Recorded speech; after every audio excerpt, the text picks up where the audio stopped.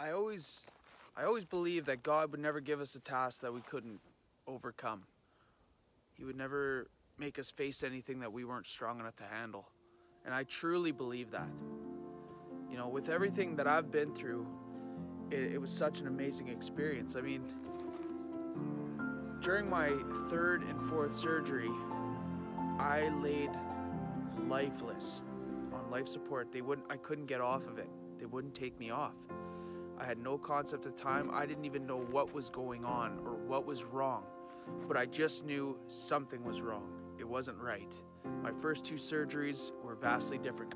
Going after my third surgery, I was just laying in the ICU on life support, and there was a hole that was not repaired on the other side of my heart, and they didn't catch it. So when they sewed me back up, I was still leaking internally. It was filling up my chest cavity and it was collapsing my lungs, and it was building fluid inside whatever space there was in my lungs. And so I was slowly fading in and out. I would, every time I would fade out, I would be in this underground parking lot, just sitting there.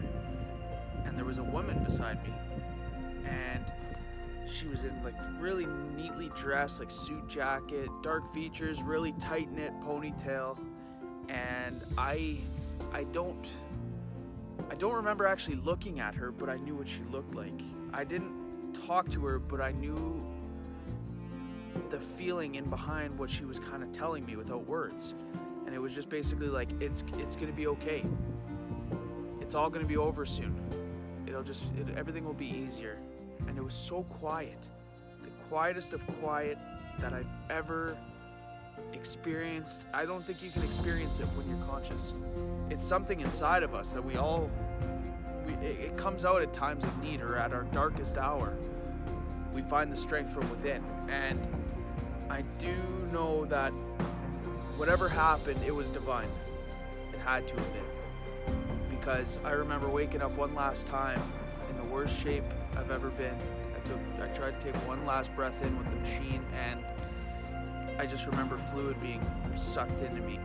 I had no more air, so I eventually passed away. I flatlined for a brief moment, and they resuscitated me with CPR.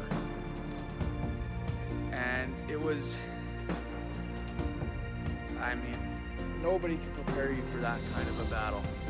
When I came back to again, I had a nurse right on top of my chest doing full chest compressions on me. And I could feel my ribs breaking from in the back. I could feel my chest opening up. And it was gruesome, to say the least. Once they realized what it was that was happening, or the extent of what was happening, they immediately put me back under and went back in for my fourth surgery. And that went okay, so they were able to find the issue, repair it really quickly, and then I woke up again, still on life support. I had no idea how long I've been there. I was just waiting for my lights to turn out. I had no idea.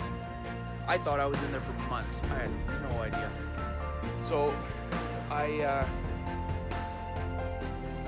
was awaiting death, and at that point I accepted death. I wanted it. I wanted that peacefulness. I wanted to go back in that underground parking lot that I kept fading away to. I wanted that. It just seemed so much nicer. No more weight, no more pain, no more fighting to breathe, no more hearing people around me trying to figure out what to do. Like, it was just, there was one thing I was sure of. It was peaceful and it was nice. It was a great feeling. Now, eventually I got a little better through time, and I was able to cooperate, start listening to the instructions. I was able to start breathing on my own, so they removed the breathing apparatus, and I started getting a little bit better, but it's still, I wasn't recovering. I wasn't really getting better like the other time. So they finally discharged me from the hospital about a week later, and I wasn't getting any better. I still had fevers, night sweats, everything that was basically concluding that there was another serious infection developing on my heart. So I eventually went back into the hospital only days later, and it was a big deal. Like, they were running all kinds of tests. My My blood levels were only at like a 1.4, like my white blood cell count, and everything was pointing to another infection. So they did a scope, they found some vegetation around my valve, they could see that things were forming on it again, and they stopped my warfarin at that point. They were getting ready for a 5th surgery. Now, a lot of things go in your mind when that happens. You know, like, this is it for me. That's all I could think of. This is it for me. You know, I've been fighting for so long and I don't know what to do anymore.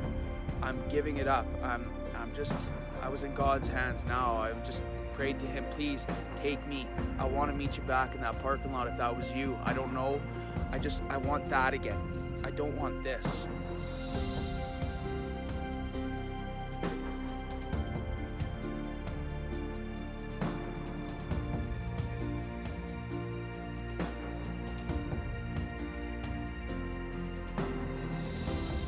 Cold, I'm wet. I've never been able to be comfortable for what seems like forever. And I've just been a downhill slope. And so one night I was laying in my hospital bed. It was about 2 in the morning. I woke up, I soaked through my bedding again. I called the nurses to come and change my bedding out again.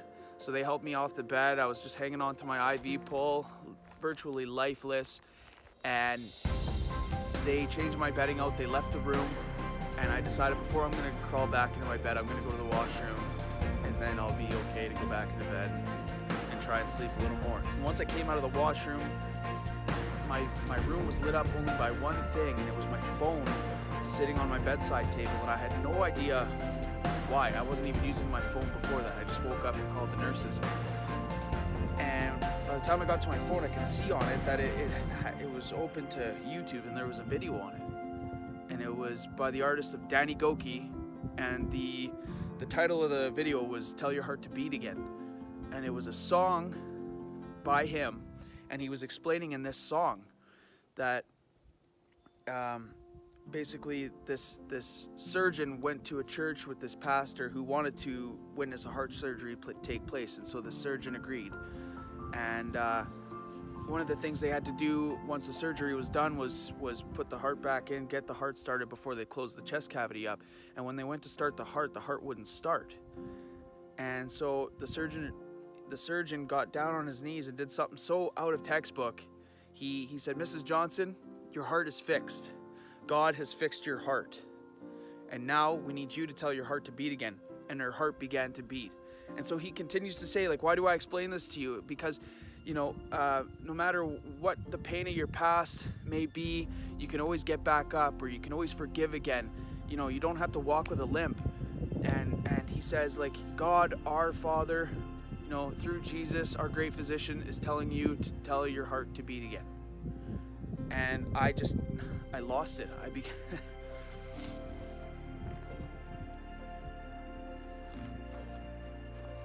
I was so overwhelmed with emotion, and I knew that was a sign, and I could just feel the hope rushing into me.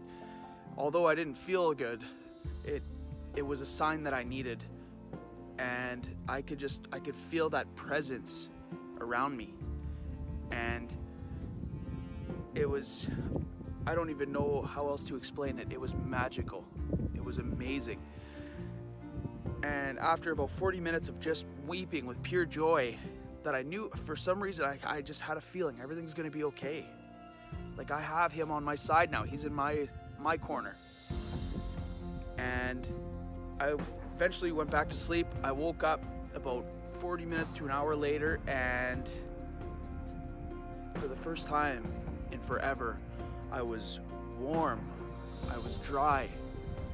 I had this energy back in me that I just never felt since, like, you know, before the previous surgeries. And I just knew that there was life coming back into me. My body started working properly. My organs were kind of fighting back. My immune system was kind of coming up. I could feel like my blood count was getting better, and it was starting to show, because one of the things they did was, for these tests that they were doing to conclude that there was an infection, they took out a bunch of blood. They spun out the white blood cells, and they attached these radioactive isotopes to them so they could follow them to see where the infection was developing. And all of these tests were starting to conclude the infection on my heart valve, which was a prosthetic from the other surgeries. And they stopped the warfarin. They were doing all the precautions to start another surgery in the next few days. These tests started going the other way. All these white blood cells with these isotopes attached to them, they started going back into the rest of my body, into my bone marrows, started acting normally as if I never had an infection. Like whatever was present in there before has now disappeared. There was no trace of infection. It was a miracle. And that's exactly what these professionals had said to me in their discharge summary when they came into the room before releasing me from the hospital days later. They said, "Phil, we thought we were losing you. We were getting ready for a 5th surgery. But we don't understand it, but miracles happen." So that was their final diagnosis or prognosis, that it was a miracle. And to hear a medical professional say that, now how can I not believe that it was a miracle? I'm standing here today with my family, stronger than ever. That's why I want so badly to talk about my story, to spread the hope, spread love, and make sure everybody understands that there is a higher power. We may not understand it, but you gotta live your life with that hope inside of you, with a passion. You gotta do the things that you wanna do in life, because why would you settle for, what's safe when really you could get a layoff on a safe job, or you can, whatever you're settling for, you could fail at. So why not try something that you're destined for, that you feel you deserve, or what your purpose is? Why not try taking a crack at that? Because at least at the end of the day, even if you did fail, at least you were doing you. At least you were being yourself. You were trying your hardest to make your impact in this world. And that's what I think the real key is in life, is making an impact while you're here. I want to motivate people. I want to help people that have been, plagued with a heart disease or cancer or any sort of illness. It's a huge epidemic right now, and a lot of people need a voice. And I only hope I can be an advocate for that. I used to look at this picture, and it was the last picture taken of me before I had passed away on that bed. And I was on life support. I was lifeless. I looked at that person, and I finally just mourned the death of him, because he never came back. That Phil that was on that bed, laying down, lifeless, eventually he lost his life, and he never came back. I took his place. I was reborn in his place, and I think he deserves that. He went through all that pain and suffering. He had a daughter, he had a son who went through heart surgery.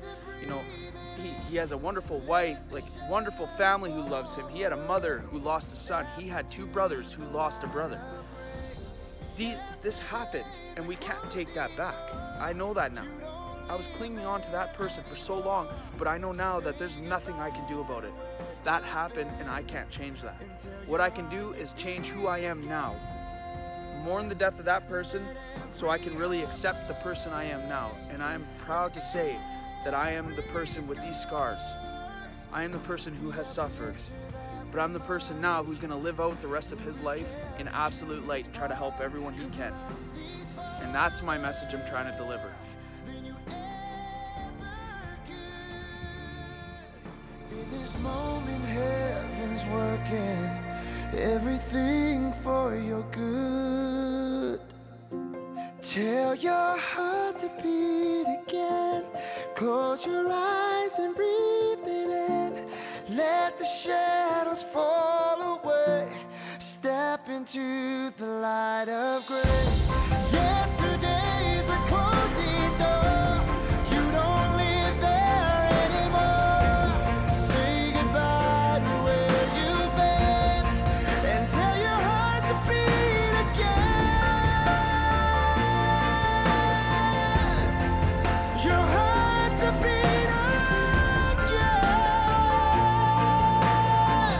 Beat again. Oh, so tell your heart